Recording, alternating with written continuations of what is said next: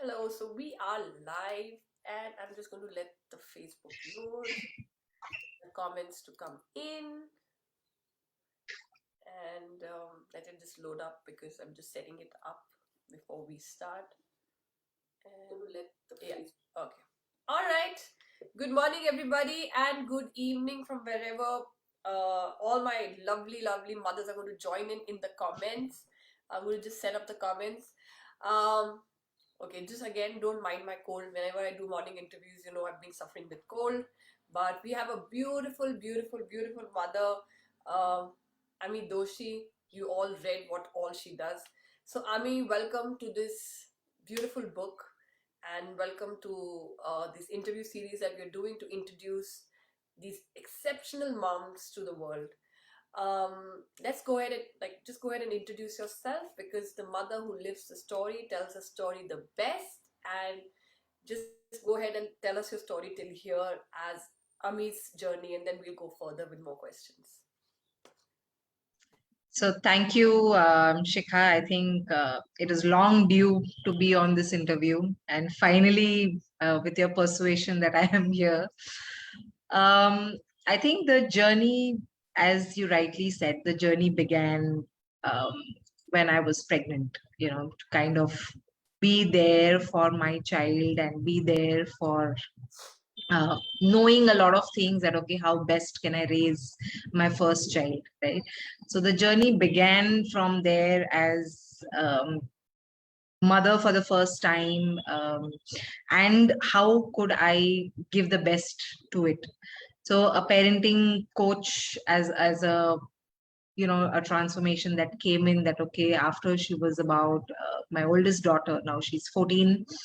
And after that, I think 1 year old that she was, I kind of started this whole journey of spreading the knowledge of parenting to a lot of people. And it became that okay, how if I can benefit from it, how else, how more other people can benefit from it. So that's where it all began from, as a parenting coach. And I think there's no looking back from it. Oh yes, I mean, there's I was just writing your profession, Ami, and it was just like going on and on and on because I know you personally as well. You just keep adding and adding and adding and adding. You just keep studying. So I absolutely you're here because your journey started from being a mom and then wanting to be probably bringing that whole thing to the world. And I think the first thing you did was being a play therapist. And how was that journey of being a play therapist? And I know that also you started while your daughter was very young. So I think the idea was that in the free time, what do I do with my kids, right? So that is when I started playing games with them, and making sure that the time that they are with me, or the quality time that I spend with them, has a little bit of value add that I can do. So I started designing some games. I started playing, kind of making my own games there. And that is when this whole profession came in, and that is when that whole thing that okay, play therapy is like a vast thing that can happen. And that is when I felt that okay, why not pursue it more, to understand people and understand children through games. And that is, I think, because in their formative years, that's the only thing that they do, Right. that they play games, and they're more active by learning through experiences. And I think that is where it struck that okay, a lot of life skills could be built by kids, as and when they play different games. So play therapy came in at that point of time for me. And now I think I have about 3000 odd games with me, wherein I still give them to kids to play. And I think it has now expanded to more adults and more people across. Yes, and we have Debbie in our one of our favorites in the whole movement that we're doing. Thanks, Debbie, for being here, and sorry for my cold and cough. And somebody special has also joined in, Swarnlata Reddy. Swarna is our I mean, I am literally emotional that she has joined in this chat because I so love her. Swarna, so nice to see you. I've been thinking of you, so I have to call you. So thanks for joining in. two of my favorite women are right here. Debbie and Swarna is here, and I'm just so I know that the whole play therapy started. In fact, I've had sessions where you've done a game with my father as well. Like you use play for adults as well. And what's that all about? And how do you figure out more about what's happening and what's the help that's needed when you play games with even adults, not only children. So when we play a game, you are your original self. You will not be able to mask your behavior. And play therapy is all about to understand how you can introspect or reflect on your behavior better. So my job as a therapist was only to give some insights from the game that the person plays, and the minute they can reflect on it, I think the awareness is there. So it's more about their own journey that they go through, because maybe sometimes they're not realizing what they're doing. And every time you play a game, that is how you are in your real life, and that behavior is very true. You think that it cannot be masked in play therapy? Like, You can never mask it, because even if, say, you have a trait where I want to achieve, like, say, I cheat also. Okay, I mean, it's not called cheating, but I would say I want to just move faster to achieve my success, and that is where I would find maybe a little shortcut shortcuts. somewhere. Yeah, right. But that is also a trait that a person has, that anytime they want to reach a goal, they would want to achieve some shortcuts for it, right? And I think that's completely okay as a personality, because that is what probably makes you an individual, and that is what you are as an individual. So and I feel it's nothing right or wrong, but it's just a way of your living, So I have a question for you, like because you're such a close friend, and I can make this a good interview for people to watch, because a lot of people watch replays as well, and these interviews are going to go everywhere in the world in YouTube as well. But I want to still ask you a question. Somebody like me, I don't actively play games. What do you have to say about that? Like, I'm very inquisitive that I do not play games very actively. Like, I lose interest in games very fast. I can't sustain a game for very long. Like, if my children are trying, I can do like activities with them. I can go outdoor. I can like run with them, be with them, listen to them. But when it comes to games or board games or anything, I'm just like, after a point, I'm just like shaking my head and I'm like, either I don't understand it or I don't try to understand it or I. So what do you say about that? That's very inquisitive. And this is an open thing. You can say anything. I want to know what's that all about. Okay, so as I know you, and as I think you're more of a very intuitive person. Right. Okay, so when it comes to intuition and when it comes to logic, right, in board games and all, when you have to play a game which is very purely logical, like a chess board or something, Right. definitely you will lose your interest, because that is not your type of personality. Right. Okay, but if I give you a game which will bring in your creativity, or which will bring in the aspect of what you really enjoy doing, you will sit for hours. Yes, I Okay, so that's something which is which again tells about how you are as a personality. And so it's not about that you don't enjoy it, it's just that your brain functions differently. so And I think not the that's right game. So I've not take the right game. So exactly, the okay. choice of game is something which we need to work on. That's all. So You I would enjoy games, is just I can tell my children that this game is not for me. Like it actually, I can't sustain chess for very long. It's just, or you're right. If it doesn't interest me, if it doesn't bring anything more, I don't get excited about games. And so it's interesting. I was just putting this whole thing of game theory, whatever theory it is, not the game theory, but this theory of playing into practice. And it's interesting to know that because um, I mean, you're right about the fact that I don't think so. We can hide when it comes to playing, right? We will become who we are. And Francis is here. I can relate to that, Shikha. Thanks, Debbie. Francis is here. She's also a parent. Oh, Melanie is here, a parenting expert as well. and Frances is a teacher, and she's also into space of parenting. And then from there on, like, you're also a handwriting expert. You're also many, many, many things. So let's talk about that. And all this, interestingly, ladies, I'm letting you know, all started when Ami became a mom. Before that, Ami had no intentions of doing any of these things.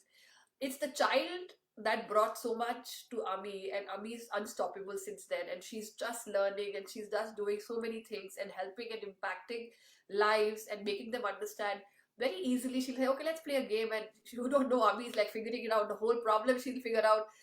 Like, she played a game with my father, and she just figured out. I was amazed that she figured out what was going on in his head, and you know, she was helping him with some things. And similarly, handwriting, and you're also a law of attraction trainer. So let's talk about that and tell people about it, because this is all so interesting and I'm so interested in that. So, for me, the transformation that could bring in somebody's life, and the transformation that could happen in somebody's life really charges me up. And say, when I see a child smiling with a game, it just happened that, wow, it's not about that I have done anything, but the child just enjoyed the game, and that could be just another game from a store, right? So slowly, when I started getting deeper into it, what more could lead to transformation? That was my question. What next? And that is when I think handwriting came in. That I had my own challenges, and I had my own issues that were there as a person, as a mom, as a wife, and I felt that, I mean, how do I deal with that? And that is when a therapist came into my life, and she kind of changed a lot of things for me. So I would always owe it up to her that she got a lot of insights, and she kind of gave me more stuff that I could really think about. And that is when that science kind of intrigued me, that okay, why not, if this can help me, again, how can I take it back to more people? And that is when I started learning handwriting, and I kind of became a certified graphologist, and also a therapist, wherein now you can rectify your behavior through handwriting. So I do a lot of things.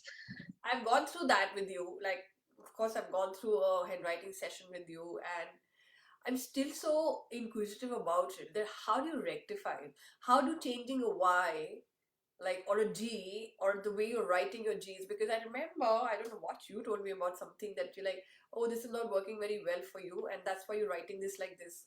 If you consciously start changing it, it will change something in the brain. And I was like, wow, does it really happen? So what's the science behind that? So you have your nerve endings, and the nerves connect to your brain. When the nerves connect to your brain, there are a lot of things that go into your brain, and so all that you are thinking comes down in the form of writing through these nerves, right? So that is why graphology is called as brain writing. Now, whatever you are thinking is what we analyze. So whatever comes down is not about what you write, it's about how you write. So that there are different strokes, there are different ways that both of us would write our alphabets differently. So once that happens, now the idea is that you can analyze A in 30 different ways, and you can analyze a B in another 30 different ways. So when you can analyze it, you know that this trait works for you, this trait probably is not working for you. So as a therapist, I would give you another way to write a letter, which will again send signals to the brain in such a way that you change your behavior. So we are working on the neurons and the neuro pathways. And once that kind of makes a rewiring happen, you can see a change in the behavior that you are. This is So just one brain, like so many ways of reaching it and recognizing it. And we humans will not stop because we've still not cracked it. We've still really not cracked the whole idea of how this thing works. We are trying, but we've not cracked it. But we've been successful in many, many ways, like through your handwriting, or even like through my visual and photography and music and so many things work in this small little brain and can be altered playing. um, and just letting you guys know, don't mind my ginger water that's coming. I'm making sure I don't cough in this interview because that keeps coming in the middle. But like this, you said you're a graphologist. You're a That's okay. If your children are making sound, that's also okay because this is a mother project.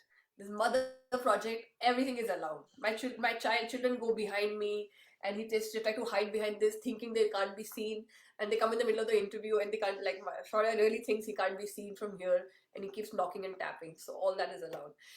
So you've uh, the the play therapist part we've talked about. You had many things. Yeah, law of attraction trainer is also another thing that we must tell people about, because of course there are a lot of mothers here who have read the book The Secret, have seen the documentary, but it like still they're confused. How do you attract? What happens? How's the law of attraction working? So let's talk, because you're a law of attraction trainer as well. I think all moms like us, right? We are the biggest law of attraction people, because say, you have your child who is unwell, you keep visualizing the child to be well, right? And you kind of really attract that into your life. Yeah. And you would not want to see disharmony in your children or disharmony in the family. And we try to bring those thoughts in our, that okay, how can I change it and how can I really work on that. So I think law of attraction for me was that biggest thing, that okay, I mean, I believed in Secret at one level, and I believe that okay, things can really go good for you if you really believe in it. And that is when my trainer in Bombay was doing a course, and I said I want to jump in and I want to learn about it, because I feel I'm not really utilizing my potential somewhere, and I'm not, I'm lazy about it. So I feel that okay, if I can just put my thought, and somewhere I thought okay, I can think about it and attract it, why not.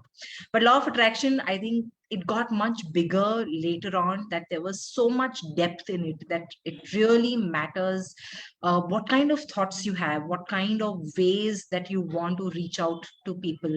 And if you are really genuine in your thought, things do come to you. And I believe in that if I want to transform people some way, you know things unfold for me, that I can reach out to more people that way in their journey, right? So I think that's how law of attraction happened, and just now it's a way of life. Yeah. That with you.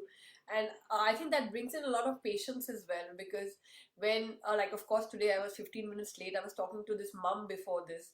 It was a very intense call which was going on, and absolutely a brilliant story. Everybody should tune in tomorrow. She's going to be in like she's really taken my heart away with what her story is. And she was finishing it. The only reason I was sitting like not getting restless, because you were on the other side, Ami. You were the guests who were coming. And I knew that Ami would be sitting there and saying, "This is how it's meant to be. I will be live when the time is absolutely right. It's meant to be." I was like, fine. I know Ami is going to totally understand that there's a reason that this is happening, because I always hear you. And I was in Bangalore, I used to tell you that, oh, there's going to be traffic, Ami. She like, don't worry, there'll be no traffic. We will be there on time. And I'm like, no, there's going to be, this is time, there's traffic. And you're like, don't worry, there'll be no traffic. We'll be. So I've seen you applying that again and again. And that also brings a lot of patience. And of course, we are not saying that just because we are trainers and we are graphologists and we are play therapists, we are perfect. But we have these tools to keep rectifying ourselves, keep moving forward, to keep, you know, correcting things that can interfere with our daily living or living of our clients or people that you work with. Do you apply all this to your daughters as well? You have two beautiful daughters. Um, do you tell them, like, if they're not doing okay, do you tell them start writing and I'll see what's happening to you, or do you keep that away from them? No, they also are aware now, and they do rectify it themselves, I think. So writing has helped them, and they kind of have gone through that. And as you rightly said, I think the law of attraction has gotten a lot of positivity, right? Because you see a different perspective in everyone. And when they say they're restless, you're seeing that, okay, why the person is restless, or why, so that positivity or the intent behind it is much stronger.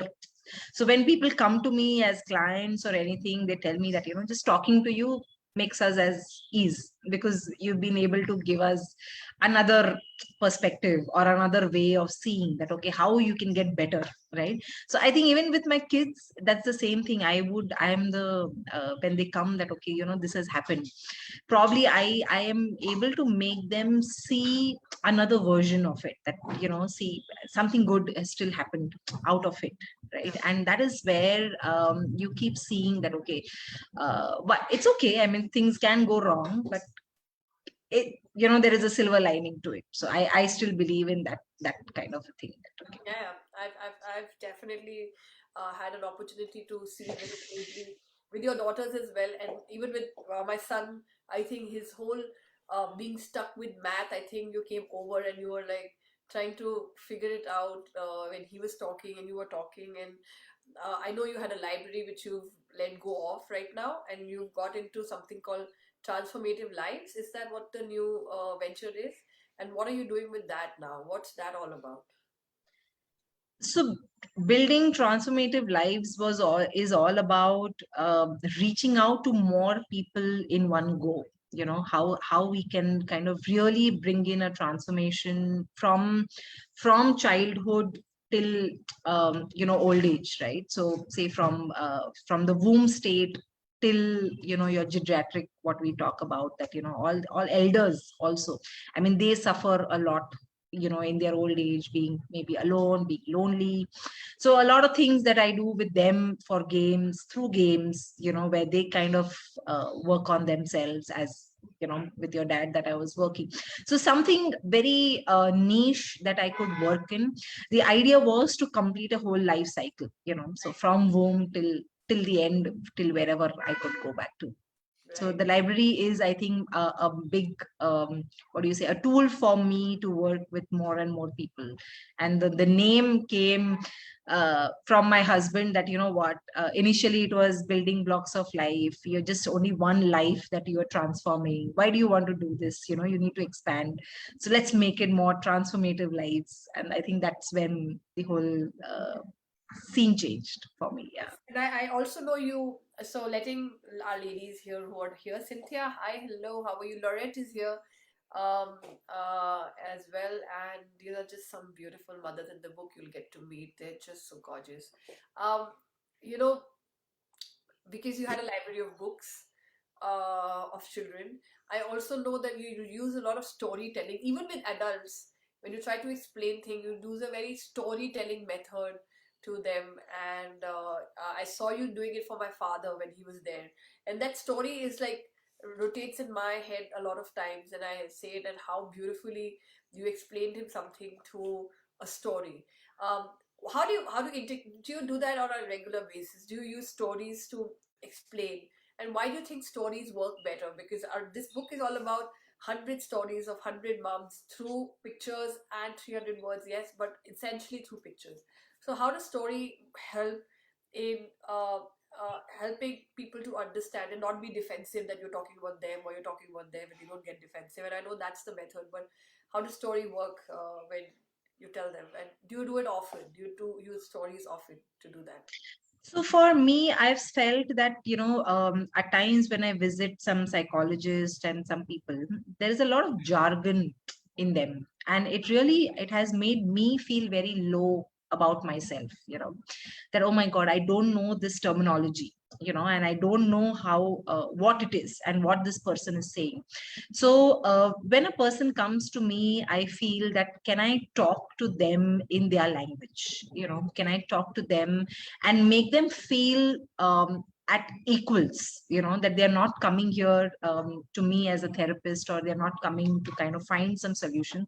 They're just coming here to talk to me, and that is where I felt the storytelling, or some incidents that, they could relate to, actually works with them. And the kind of reflection that they go back with is much stronger, because I'm not telling them that, oh, I'm a therapist, and you don't know this, you don't know this.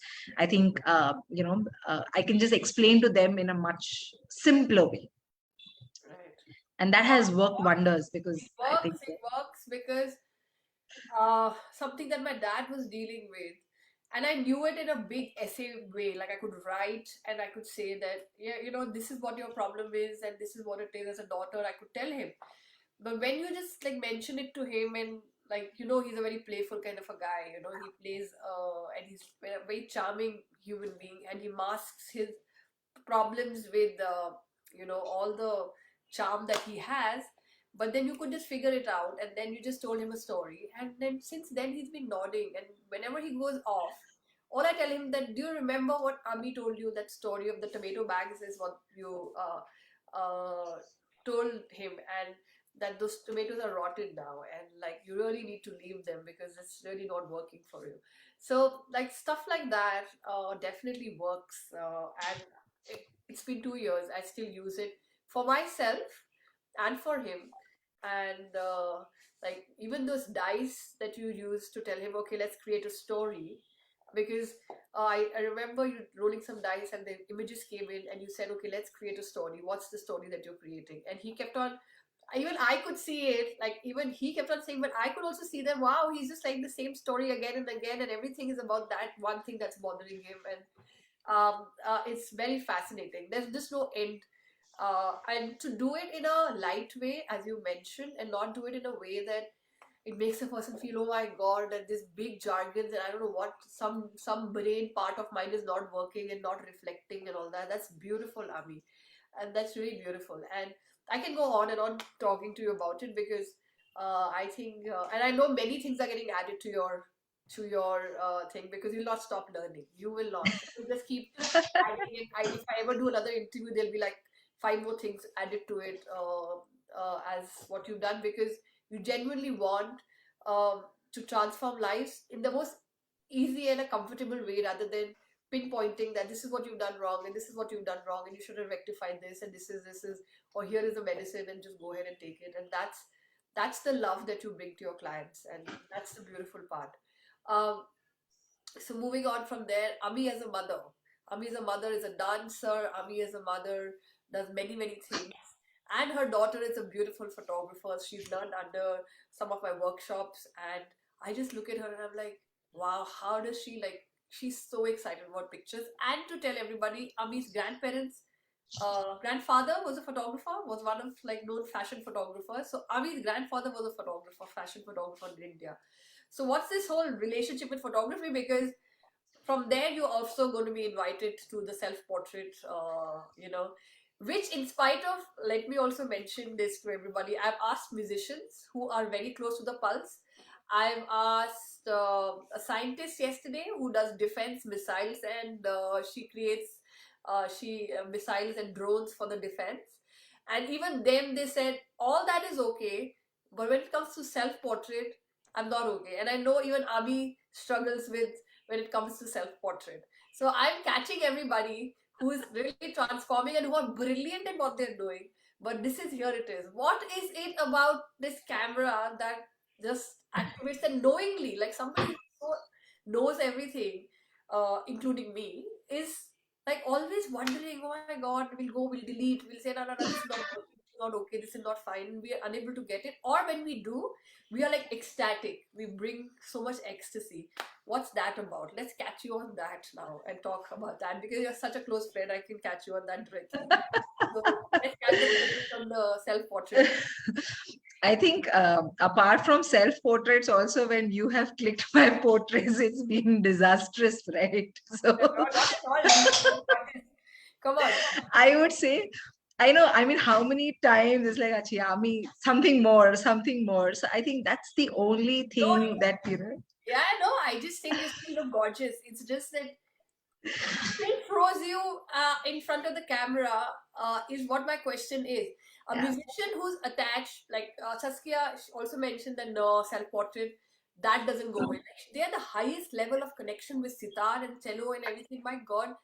And a defense analyst who's making missiles should not be even worried about how does the picture come, but she is. And here is Ami, who's also freezes in front of the camera. Why? And Shikha Khanna does as well. Believe me, I do as well. In spite of heading this movement, I do as well. I don't like, I'm trying to catch this whole thing through this project, which is my second part apart from the Mother Pulse. What is this? Like, what is I this? think it's all about self-acceptance, what I see. How do I accept myself? Because conditioning from what you are, like, you can always do better, right? In childhood, we've always seen our parents telling that, okay, itna aaya, matlab, just this much, you can do a little more, but good, you did this. And but still you can reach a little higher. So I think that's the whole conditioning that we go through. I mean, I have gone through, I would say, for myself, and something where that conditioning is stopping to really accept the self the way you are. And I think the images or the photographs are like a very stark like a hard fact come in front of you that, okay, yeah, my eyes don't look good, or this doesn't look good. So I think that's where the self portrait part comes in, that, okay, now there is like an external need for validation. I would say that, okay, you know what, the Shikha said, okay, my photo is good, so now I'm good. But can I say to myself? I think that's where the journey is still. I mean, I think I have a long way to go there, that I can tell myself that I look good. Tell me one picture that you totally love in the shoot about yourself. Which is that picture that you totally love? There's this one gorgeous picture that I did of yours, and you totally love it. And that's been my success, Ami. In 20 years, people come and tell me, not outsiders, they themselves say that they look beautiful. And Yeah. one gorgeous picture that you use very often, and that's the one in which you're laughing with your red lipstick. Yeah. You know that, right? The book, the behind the book, and I think that picture I use it very often. The Yes. red color and the smiling face that is there near the window. I think You're that's just just laughing in amazing. that, and that's a full laughter, and that's what emerges, that. And just to tell you, as a photographer, I realized that when we find ourselves laughing without any, and like, our shoulders are not tight, our jaws are not tight, we're not posing, we're not doing anything, and when you're caught like that by a photographer, you just totally love the photographer. I know you started loving me even more after that, Ami. But it's that because we want to be that, and then it's frozen in that one frame forever, and that is reused again and again and again because it reminds us of what we want to be or what we Yes. don't see very often in ourselves. And then we just keep looking at it. I'm like, internally we want to be that, internally we want to be that. And that's why that laughing picture, in spite of the second shoot where you like still thought, oh, I put on weight and I put on this, and I'm like, Ami, you're fine, we got some great pictures, but you still use that, the first picture, the maximum. And Yeah. we did get some nice ones in the second one as well. But that picture, I know, for me as well, it was an achievement with you because you were I absolutely was just myself. Yeah. everything down, all defenses down, and you were Yeah. somebody that was not clingy. And that's the interesting part of this project, Ami. And we're a therapist, and you must bring this even more further with studies. And I'm going to study even more. That, I mean, when did this happen to us human beings? And when did this happen? That when we see ourselves, we don't like ourselves. And in Japan, there is the scientists, they were making a robot, and the robot was successful, and they said that this robot can understand emotions, and if you're crying, it'll come and soothe you.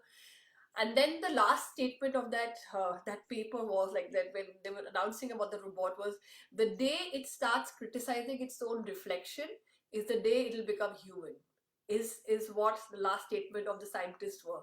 Because the minute the human will look at themselves, they will criticize something about themselves. And that's what this project is bringing us forward. And and there's your daughter who loves photography, who's trying to see the world through the world of pictures. So this is brilliant, and I want this conversation to keep happening because I'm not successful in finding why it happens in spite of the knowledge. But I have worked uplifting mother saying, wow, you're gorgeous, why do you talk like that? And then I have this really horrible sleepless night with my son, and somebody takes a picture in the morning, and I'm like, now because of this project, I'm like, fine, go ahead and post it. But I'm hating it from inside. I'm like, I don't like the way I'm looking, I don't like my puffy eyes, I don't like this tired face. But it's, I think, more than the picture, it's we not liking ourselves, we Yeah. not liking what we are seeing, and we know that some work needs to be done and we can see it clearly. We don't want to acknowledge it, and then we keep brushing it off. So like what are the projects that you're doing at the moment, Abhi? What are the kind of projects that you're doing? You're working with corporates, you're working with and how did you balance it all out with your daughters during COVID? Because I know your husband was stuck in Mumbai with the lockdown. You and your two daughters were together, and there was online class. Though your daughters are amazing, but and I love what like how organized your daughters are as well. I just love how they take charge of their life and beautiful work done with them. So I think it was simple, I would say. I mean, lockdown somewhere, the need for transforming and the need for acknowledging the gap between your real self and what you portray was very high. Yeah, And I think that is where the work began in terms of a lot of people that they started approaching that we need to change this aspect, the anxiety and the fear that had caught them. So now I feel yes, a lot of different kind of work that I do. I mean, it's yes, with kids, with adults, with corporates, the Indian Air Force. I give advice to your children who are pushing things around. Don't. That's okay. They're darlings. Don't do it. It's everywhere. Yeah, there's the school starting, so a lot of running around in the house is That's happening. okay. That's okay. Yeah. So I think yeah, a lot of varied kind of people. I mean, now my work is also with a lot of couples. So I'm getting a lot of couples that I'm working with to kind of really balance the relationship that they want. So Right. that is something which is exciting me now. That like as a couple, if they can transform, a lot of people around them will transform. So, did So you find more people in COVID needing your services because COVID brought this like another kind of yes. and did you use play therapy? Did you use like handwriting, or did you use everything with them? So So, I work a lot for holistic. So not just handwriting or not just play therapy, but a lot on their food, exercise, mindset, affirmations.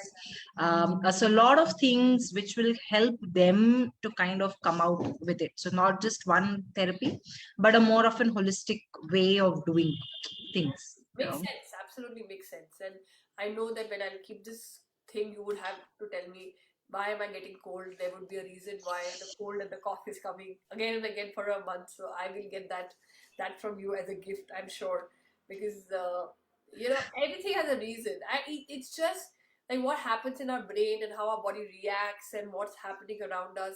It's all for a reason. It's just not as simple as hey, you're not taking care of yourself.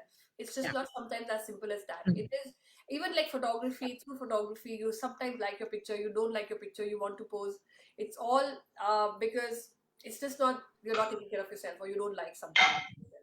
So so if we just move forward, and I know the school is starting, so we must move forward, otherwise these noises will keep coming as a thing to you, because even my son's school has started, and like they'll make sure that they know that please go off your calls, and so let's Yes.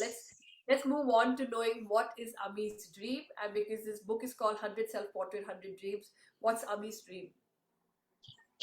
I think the dream, I've been mentioning it all over, to transform 1 million lives Yes, yeah, yeah. and and reach as many people as I can through different channels, through different ways, to make them live a better life. That's all, to give them a happier life. And if I could be a catalyst there, maybe a very tiny part of it, that I could be in their life, I think I've done my bit, somewhere. Oh yes, that's a big dream. That's not a small dream. And my dream is to make these 100 dreams possible. So that's a big dream. Because if each of you are going to have 1 million lives, 1 million children, 1 million this, 1 million dreams, if I make sure that only these 100 dreams come true, which is my focus now, that these 100 moms' dreams come true, um, I think I've done my bit of bringing them all together and creating this vessel where all the mothers can meet each other and transform and at least start the process of mingling and making a big impact. And it's not going to be I'm telling you, this book is 100 Shades of Mothers and 100 Moms. It's not going to make a small impact. And when mothers go up, Yeah. mind it, it's Mothers, it's just not women getting up, it's mothers rising to fix the mother pulse, getting strong. Then nothing can stop them from achieving what they have to. I So think the biggest achievement for me that my daughter wants to pursue psychology and go on that path. I think somewhere you've touched some lives there. So Kirtana is here and she's saying your dream will come true. It's taking shape. And I must again and again thank and I must thank all the pillars as well here. Melanie is here. All my pillars are here actually. Melanie is here. Francis is here. Kirtana is here. Debbie is here. Who is missing? Kavita is missing. So all of them have extended this support, this love to this place. Like, I mean, giving their own time so that these 100 moms can shine, giving their own time so that they can bring this book together with me. It's an unbelievable blessing. It's an unbelievable blessing. And my editing team, again, working because they want to support this movement and they're like, Shekha, we've got it. Like, I am not even interfering with my editing team because I trust them so much. Elizabeth and Sumitra, they're taking, like, it's difficult to write that one story for so many mothers. They sit down and they write and they tear, and they sit down and they write and they tear. They are bringing these 100 stories together, and that's a commendable thing that they're doing. So I really love my pillars and my editing team, without whom I don't think so this project could go ahead. They are totally supporting everybody. So thank you so much for doing that. And we shall go off, start our days as moms, and our kids also go to the same school. Though now I'm in Pune, but we are in the same school, so I know the school has started, and we shall start our day. Thank you, Ami, for being so amazing, and thank you so much for learning all the time and trying to bring. And I know we still don't reach that perfect thing that we've learned so much. There's so much to learn. There's so much to understand.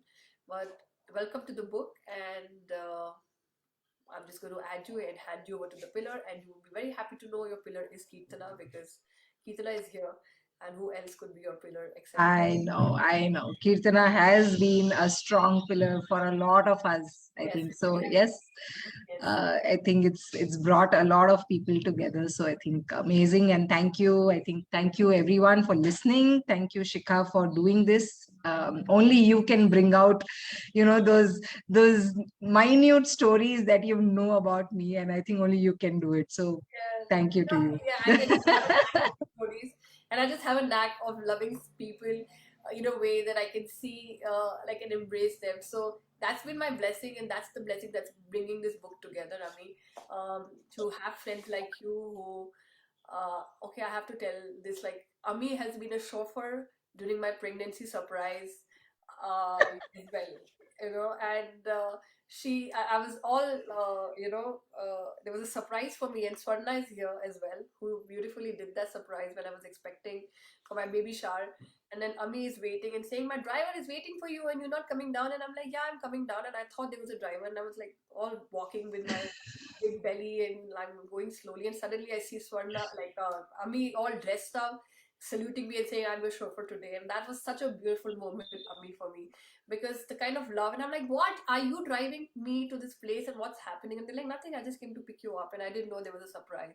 So much love that has been showered by all of you as well. So thank you so much. And I know people are safe in your hand, Ami. And we'll, of course, in different cities, but we'll meet very, very soon again. And I'll have 100 more questions, the G and the Y and the A and the B. But I'll not stop on that. So,